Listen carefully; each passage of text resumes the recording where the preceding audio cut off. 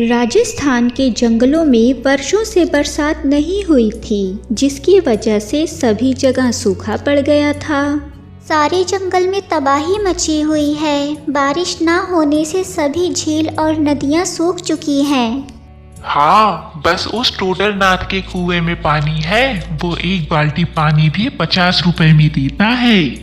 सूखा पड़ जाने की वजह से वो टोडरनाथ इसका भरपूर फायदा उठा रहा है। वो जानता है कि कहीं पानी नहीं है तो पक्षियों को उसके कुएं से पानी खरीदना ही पड़ेगा। काश जल्द ही बारिश हो जाए तो हमें सारी मुसीबतों से छुटकारा मिल जाएगा। सभी जगह पानी सूख चुका था, जिससे जंगल के पक्षियों को पानी की किल्लत सहनी पड़ रही थी। सिर्फ एक कुएं में पानी था और वो कुआं टोडरनाथ का था, जो कि बहुत निर्दयी और लालची किस्म का था। वाह, सूखा पड़ जाने से तो मेरी बहुत अच्छी कमाई हो रही है। भला कोई पानी के बिना रह सकता है क्या? झक मार के पक्षियों को मेरे कुएं से पानी खरीदना ही पड़ेगा। मैं मुंह मांगे दाम में पानी बेचूंगा और दिनों दिन बहुत अमीर हो जाऊंगा। सभी बेचारे पक्षी टोडरनाथ के कुएं पर पानी लेने जाते तो वो उन्हें मनमर्जी दाम लगाकर पानी देता था।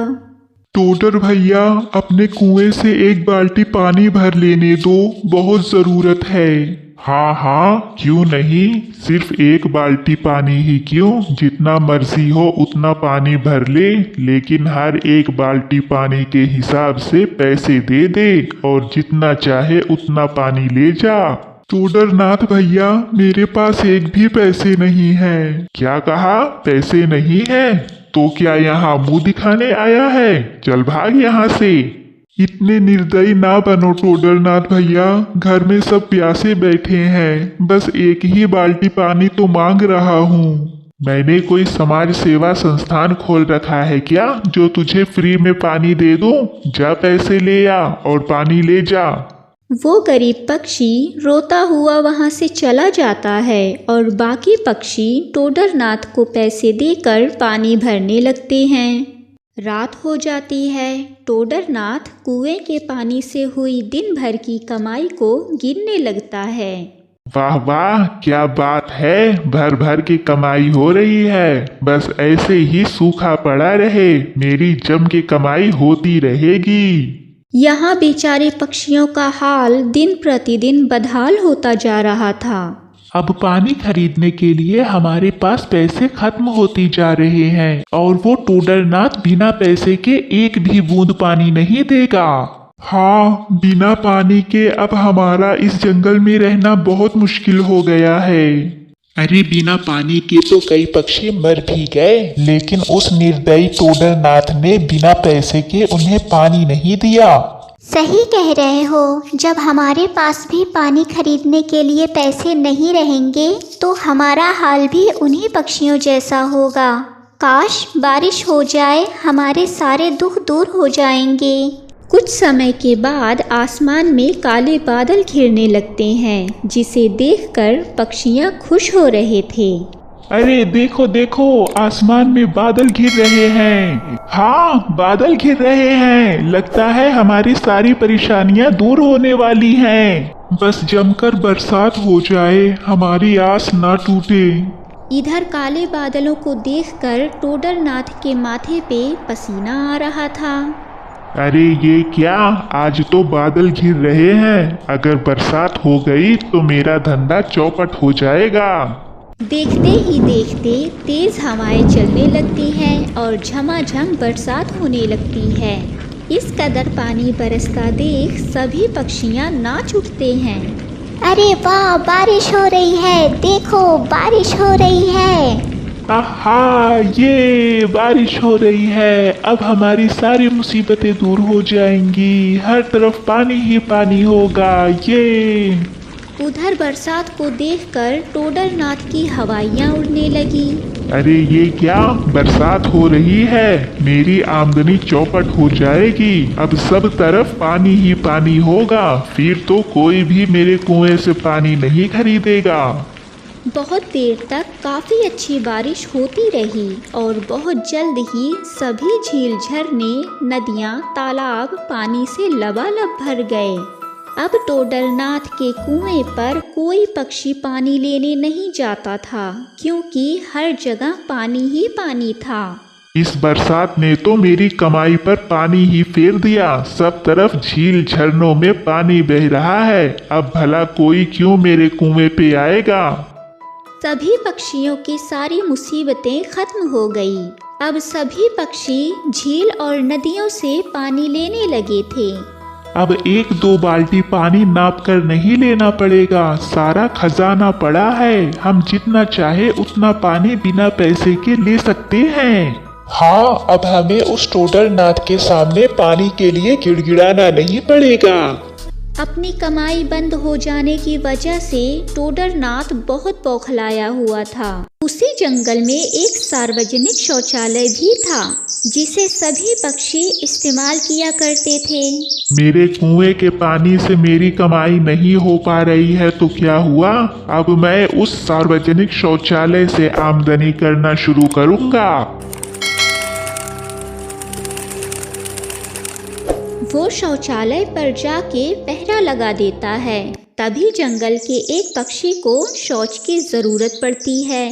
अरे मुझे तो बड़ी जोर की आई है, मैं जरा शौचालय हो आता हूँ। वो पक्षी जब शौचालय की तरफ आता है तो टोडरनाथ वहाँ पहरा लगाए हुए खड़ा था।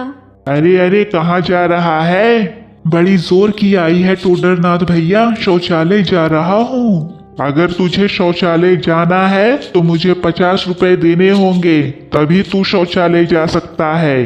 अरे ये कैसा जुल्म है, ये तो सार्वजनिक शौचालय है। हम सभी जंगल के पक्षी हमेशा से ही इस सार्वजनिक शौचालय में ही तो जाते हैं। अब ये सार्वजनिक शौचालय मेरी संपत्ति है और मेरी संपत्ति का उपयोग करने के लिए हर किसी को पैसे देने होंगे, तभी वो इस शौचालय का उपयोग कर सकते हैं। टोडर भैया, मुझे सच में बड़ी जोर की आई है, मुझे शौचालय में जाने दो। अगली बार मैं तुम्हें पैसे दे दूंगा। बिल्कुल नहीं, पहले पैसे लेकर आ, तभी तू शौचालय में जा सकता है। वो बेचारा पक्षी रोता हुआ वहाँ से वापस लौट जाता है। दूसरे दिन सुबह सवेरे सभी पक्षी शौचालय में जाने के लिए आ जाते हैं, लेकिन टोडरनाथ वहीं पहरा लगाए खड़ा हुआ था। पहले मुझे शौचालय जाने दो भाइयों, मुझे बड़ी जोर की आई है। रुको जरा, सब्र करो। तुम सभी को मुझे 50-50 रुपए देने होंगे, तभी तुम लोग शौचालय जा सकते हो। भला क्यों हम तुम्हें 50 रुपए देंगे, ये तो सार्वजनिक शौचालय है। इस सार्वजनिक शौचालय को मैंने अपने नाम करवा लिया है। अब ये मेरी संपत्ति है और मेरी संपत्ति को तुम लोग जितनी बार भी उपयोग करोगे उतनी बार मुझे 50 रुपए देने होंगे। वो सभी पक्षी मजबूर हो गए और उस टोडरनाथ को उस समय पैसे देकर शौचालय में हो आते हैं।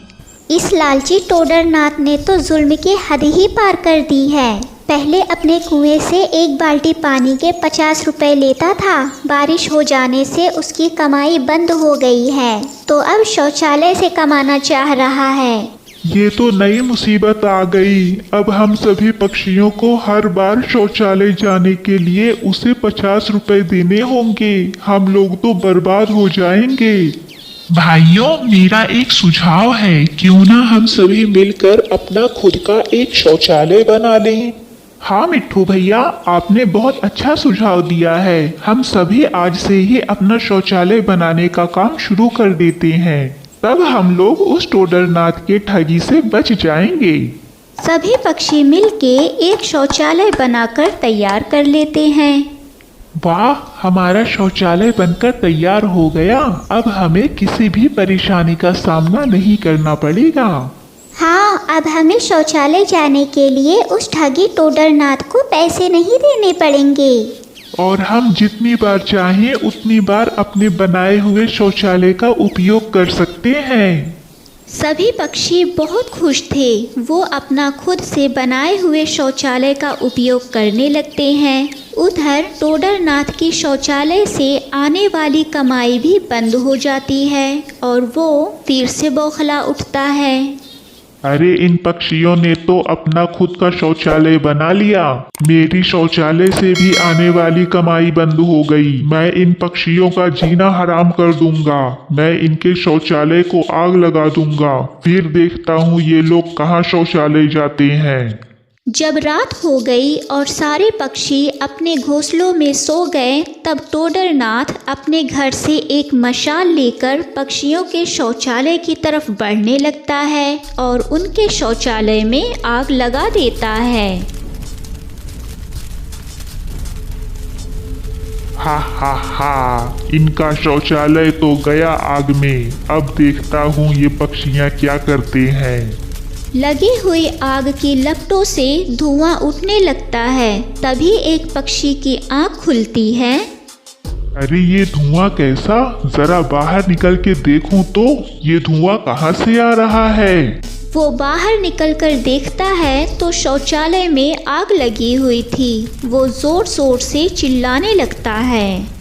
अरे हमारे शौचालय में आग लग गई, उठो सब लोग, आग लग गई, उठो सब लोग। अरे आग लग गई, हमारे शौचालय में आग लग गई, उठो जल्दी उठो सब लोग। उस पक्षी की चिल्लाहट सुनकर सभी पक्षियों की नींद खुल जाती है और सभी बाहर निकलकर आ जाते हैं। अरे ये आग कैसे लग गई? हमारे शौचालय में किसने आग लगा दिया? इस आग को बुझाओ। अरे पानी लाओ, आग लग गई है, बुझाओ, हमारा शौचालय जल रहा है। बुझाओ बुझाओ, आग लग गई है, पानी लाओ, इस आग को बुझाओ। आग को देखकर जंगल में सब तरफ हड़कंप मचा हुआ था। आग की लपटें इतनी ऊंची उठने लगी कि वो बिजली के तार को पकड़ लेती हैं और वो बिजली का तार टोडरनाथ के घर में जाता था। आग की लपटें टोडरनाथ के बिजली के तार को पकड़ते हुए उसके घर में पहुंच जाती है और फिर टोडरनाथ का घर भी जलने लगता है। अरे ये क्या हो गया? मेरी लगाई हुई आग मेरे भी घर में पहुंच गया। अरे मेरा पैसा, अरे मेरा सोना, बचाओ, मेरे घर को बचाओ, आग बुझाओ, मेरा पैसा, अरे मेरा सोना, बचाओ, इस घर की आग को बुझाओ। अपने धन को बचाने के लिए टोडरनाथ जलते हुए घर में कूद पड़ता है और फिर आग की लपटें उसे भी पकड़ लेती हैं और टोडरनाथ भी जलने लग जाता है। फिर अपने धन के साथ अपनी ही लगाई हुई आग में वो जलकर मर जाता है। पक्षियों को पता चल जाता है कि ये आग टोडरनाथ की ही लगाई हुई थी, जिसमें वो खुद ही जलकर मर गया। जैसी करनी वैसी भरनी, इस दुष्ट का तो यही अंजाम होना था। अच्छा हुआ मर गया, धरती से बोझ हल्का हो गया। उसके मरने के बाद सभी पक्षी उसे लानत भेज रहे थे।